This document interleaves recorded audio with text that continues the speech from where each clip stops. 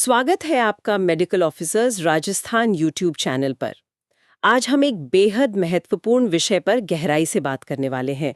हमारे पास कुछ medical text और एक चित्र है और इनके आधार पर हम समझेंगे एओर्टिक एन्यूरिज्म को। ये एओर्टिक एन्यूरिज्म मतलब महाधमनी धमनी विस्फोट। हम जानते हैं कि महाधमनी यानी एओर्टा हमारे शरीर की सबसे बड़ी धमनी है। जी हाँ, जो दिल से साफ खून पूरे शरीर में ले जाती है। बिल्कुल।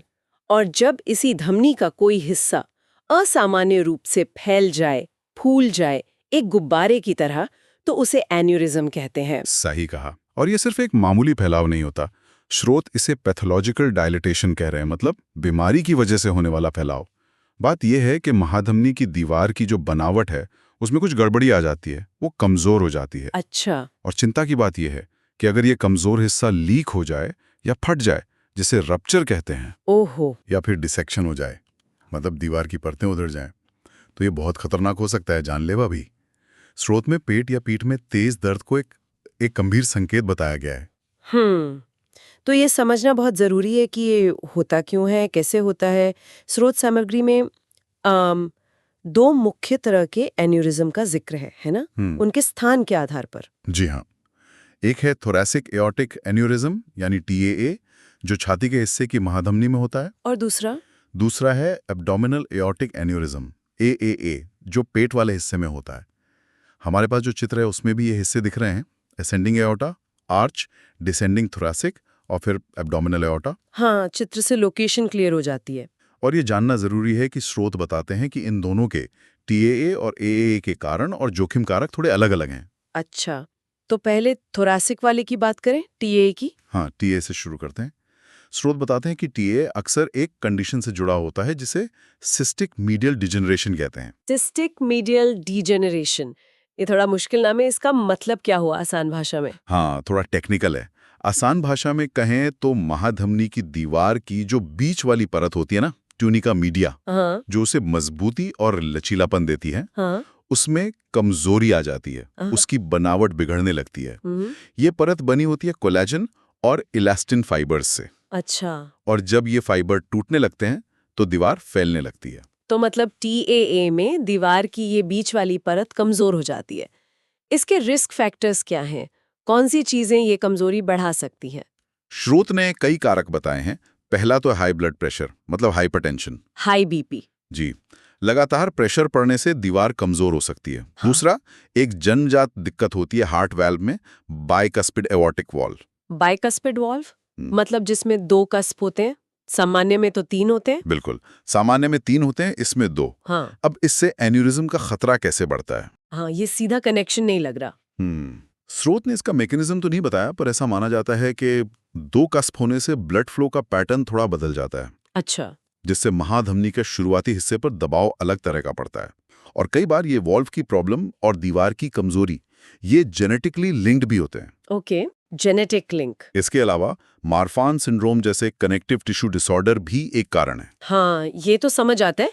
कनेक्टिव टिश्यू कमजोर होगा तो धमनी की दीवार भी कमजोर होगी। बिल्कुल। और एक और कारण जो स्रोत बताते हैं वो है टर्शरी सिफिलिस। सिफिलिस, ये तो आजकल कम सुना जाता है। हाँ, कम है, पर स्रोत इसे मेंशन करते हैं। इसमें क्या होता है कि इन्फेक्शन वासा विसोरम को खराब कर देता है। वासा विसोरम, ये क्या है? ये वो छोटी छोटी खून की नलियां हैं जो बड़ी धमनियों की दीवार को, मतलब महाधमनी की दीवार को पोषण देती हैं। अच्छा, धमनी की दीवार को भी खून चाहिए होता है। हाँ बिल्कुल। तो सिफिलिस में जब ये वासा विसोरम खराब हो जाते हैं तो दीवार को पोषण नहीं मिलता, वो कमजोर हो जाती है और फैल सकती है, खासकर ऊपर वाले हिस्से में, असेंडिंग एओर्टा में। ठीक है, एक और बात थी स्रोत में, एओर्टिक रूट डायलिटेशन और वाल्व पर असर। हाँ, एओर्टिक रूट वो जगह है जहां से महाधमनी दिल से निकलती है और वहीं वॉल्व लगा होता है। अगर ये रूट ही फैल जाए, हाँ, तो वॉल्व के फ्लैप ठीक से बंद नहीं हो पाते, उनके बीच गैप रह जाता है। तो लीकेज होगी। हाँ, खून वापस दिल में लीक करने लगता है। इसे कहते हैं एओर्टिक वॉल्व रिगर्जिटेशन। ये टीएए का एक सीरियस कॉम्प्लिकेशन हो सकता है। तो टीएए के पीछे दीवार की कमजोरी, बीपी, जेनेटिक्स, इन्फेक्शन, कई चीजें हैं। अब आते हैं पेट वाले एन्यूरिज्म पर, एएए पर। स्रोत कह रहे थे कि इसकी कहानी थोड़ी अलग है। जी हाँ, बिल्कुल। एएए के बनने का तरीका, मतलब पैथोजेनेसिस, स्रोत के हिसाब से टीएए से अलग है। कैसे? AATA में मुख्य था वो सिस्टिक मीडियल डीजनरेशन, हाँ। है ना? लेकिन AATA में अक्सर पूरी दीवार की तीनों परतों में सूजन होती है, मतलब ट्रांसम्यूरल इन्फ्लेमेशन। सूजन, इन्फ्लेमेशन। हाँ, और साथ में एक्स्ट्रा सेल्यूलर मैट्रिक्स का क्षरण, मतलब उसका टूटना। एक्स्ट्रा सेल्यूलर मैट्रिक्स, ये वो ढांचा है जो सेल्स को जोड़ता है। बिल्कुल, जो टिश्यू को मजबूती देता है, कोलेजन, इलास्टिन, ये सब। तो AATA में सूजन और इस मैट्रिक्स का टूटना, ये मुख्य कारण माने जाते हैं। तो इसके पीछे क्या है, मतलब AATA के रिस्क फैक्टर्स क्या हैं, स्रोत क्या बताते हैं? यहाँ स्रोत कुछ बहुत साफ और अहम जोखिम कारक बताते हैं। सबसे बड़ा है तंबाकू का इस्तेमाल, खासकर स्मोकिंग। स्मोकिंग, हाँ ये तो कई जगह आता है। जी, स्मोकिंग को AATA बनने और उसके फटने दोनों के लिए बहुत बड़ा खतरा माना गया है। क्यों? शायद इसलिए कि स्मोकिंग सूजन बढ़ाती है और मैट्रिक्स तोड़ने वाले एंजाइम को एक्टिवेट करती है। अच्छा। और दूसरा बड़ा फैक्टर है बढ़ती उम्र। उम्र के साथ बदलाव आते हैं। तीसरा, पुरुषों में ये ज्यादा होता है। Male sex. हाँ। और चौथा है फैमिली हिस्ट्री। अगर परिवार में किसी को AAA रहा है तो खतरा बढ़ जाता है। ये जेनेटिक कनेक्शन यहाँ भी है। हाँ, लगता तो है। स्रोत ने AAA की लोकेशन के बारे में भी कुछ बताया था। हाँ, एक बहुत जरूरी बात, ज्यादातर AAA जो होते हैं वो किडनी की धमनियों के नीचे होते हैं। इंफ्रारीनल। इंफ्रारीनल, गुर्दे की धमनी के नीचे। ऐसा क्यों? इसका पक्का कारण तो नहीं पता, पर स्रोत एक इशारा करते हैं कि शायद इस एरिया में वो वासा वेसोरम, वो छोटी नलियां। हाँ, वो कम होती हैं, तो शायद दीवार को पोषण कम मिलता है और वो कमजोर हो जाती है। और यहाँ ब्लड फ्लो का प्रेशर वगैरह भी अलग होता है शायद। ये दिलचस्प है कि लोकेशन भी मायने रखती है। अच्छा, अब लक्षणों की बात करें। क्या AAA के लक्षण हमेशा होते हैं? नहीं, स्रोत कहते हैं कि कई बार काफी समय तक कोई लक्षण नहीं होता, एसिम्प्टोमेटिक रहता है। तो पता कैसे चलता है? अक्सर किसी और वजह से पेट का अल्ट्रासाउंड या CT स्कैन हुआ और उसमें दिख गया। अच्छा, बाय चांस। हाँ, लेकिन जब ये बड़ा होने लगता है, खासकर 3 सेंटीमीटर से ज्यादा, तो कुछ लोगों को पेट में एक धड़कन सी महसूस हो सकती है, पल्सेटाइल मास। जैसे पेट में दिल धड़क रहा हो। हाँ, कुछ वैसा ही। लेकिन असली खतरा तो है इसके फटने का। हाँ, रप्चर। उसके लक्षण क्या बताए हैं स्रोत ने? ये जानना बहुत जरूरी है। बिल्कुल, रप्चर एक जानलेवा इमरजेंसी है। स्रोत इसके लिए एक क्लासिक ट्रायड बताते हैं, मतलब 3 मुख्य लक्षणों का ग्रुप। ट्रायड, क्या है वो 3 लक्षण? पहला, वही पेट में धड़कन वाली गांठ, पल्सेटाइल मास। दूसरा, पेट या पीठ में अचानक बहुत तेज दर्द, बहुत सीवियर पेन। और तीसरा है लो ब्लड प्रेशर, हाइपोटेंशन, जो अक्सर इलाज से भी जल्दी कंट्रोल नहीं होता।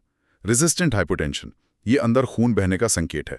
पेट में गांठ, तेज दर्द और लो BP, ये ट्रायड दिखते ही तुरंत हॉस्पिटल भागना चाहिए? बिल्कुल, तुरंत। स्रोत में एक चित्र भी था जिसमें 2 तरह के शेप दिखाए थे एन्यूरिज्म के, फ्यूजिफॉर्म और सैक्युलर। ये क्या है? हाँ, चित्र से समझना आसान है। फ्यूजिफॉर्म का मतलब है कि धमनी चारों तरफ से पूरी गोलाई में फैलती है, एक समान फैलाव, तकवे जैसा। ये AAA में ज्यादा आम है। पूरी धमनी एक साथ फैल गई? हाँ, और सैक्युलर का मतलब है कि धमनी सिर्फ एक तरफ से गुब्बारे की तरह बाहर निकलती है, एक थैली जैसी बन जाती है। अच्छा, एक साइड से। हाँ, किसी एक कमजोर स्पॉट से। स्रोत ये नहीं बताते कि कौन सा ज्यादा खतरनाक है, पर साइज, लोकेशन, बढ़ने की रफ्तार, ये सब मायने रखते हैं। ठीक है, फ्यूजिफॉर्म मतलब पूरा गोल फैलाव, सैक्युलर मतलब एक तरफा उभार। तो हमने आज इस स्रोत सामग्री के आधार पर काफी कुछ समझा। एओर्टिक एन्यूरिज्म क्या है, इसके 2 मुख्य प्रकार TAA और AA, उनके बनने के कारण कैसे अलग हैं। TAA में दीवार की कमजोरी, AA में सूजन और मैट्रिक्स का टूटना जी। और उनके रिस्क फैक्टर्स भी अलग-अलग हैं।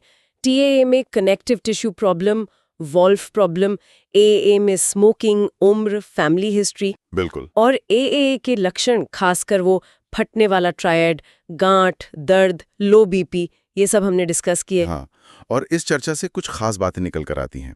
पहली कि भाई TAA और AA अलग-अलग बीमारियां हैं, कारण और रिस्क प्रोफाइल अलग हैं। सही। दूसरी, AA के लिए स्मोकिंग कितना बड़ा रिस्क फैक्टर है और ये ऐसा फैक्टर है जिसे बदला जा सकता है। हाँ, ये जरूरी बात है। तीसरी, AAA अक्सर बिना लक्षण के होता है, तो शायद हाई रिस्क लोगों में स्क्रीनिंग की जरूरत हो, हालांकि स्रोत ने स्क्रीनिंग की बात नहीं की। चौथी, वो रप्चर का ट्रायड पहचानना कितना जरूरी है। और पांचवी, TAA में रूट फैलने से वॉल्व की दिक्कत हो सकती है, और वो लोकेशन वाली बात भी। AA का इंफ्रारीनल होना, TA का सिस्टिक डिजेनरेशन से जुड़ा होना। ये सारी जानकारी प्रैक्टिकली बहुत उपयोगी है। हाँ। अब इस पूरी बातचीत और स्रोत के आधार पर एक सवाल मन में आ रहा है। पूछिए। स्रोत ने AAA में सूजन, मैट्रिक्स क्षरण और स्मोकिंग के लिंक पर काफी जोर दिया। भले ही स्रोत ने सीधे इलाज या बचाव पर बात नहीं की, पर क्या इन चीजों से कुछ इशारा मिलता है भविष्य के लिए? ये बहुत अच्छा सवाल है। ये हमें स्रोत से मिली जानकारी से एक कदम आगे सोचने को कहता है। अगर सूजन और मैट्रिक्स का टूटना AAA के लिए इतने जरूरी हैं और स्मोकिंग इन्हें बढ़ाती है, तो क्या भविष्य में ऐसी दवाएं या लाइफस्टाइल तरीके हो सकते हैं जो सूजन कम करें? Anti inflammatory strategy? हाँ, या जो मैट्रिक्स को टूटने से बचाएं, मैट्रिक्स स्टेबलाइजिंग तरीके। क्या ये AAA बनने से रोक सकते हैं या उसके बढ़ने की रफ्तार धीमी कर सकते हैं? ये सोचने वाली बात है। स्रोत हमें जवाब तो नहीं देते, पर हाँ, वो हमें इन दिशाओं में सोचने के लिए एक बेस जरूर देते हैं। ये दिखाता है कि बेसिक साइंस और रिस्क फैक्टर्स को समझना आगे की स्ट्रैटेजी के लिए कितना जरूरी है। बिल्कुल। कैसे मॉलिक्यूलर लेवल की समझ आगे क्लिनिकल अप्रोच को बदल सकती है। तो ये थी हमारी आज की गहन चर्चा एओर्टिक एन्यूरिज्म पर, पूरी तरह से उपलब्ध स्रोत सामग्री के आधार पर। उम्मीद है यह जानकारी हमारे सुनने वालों के लिए उपयोगी साबित होगी।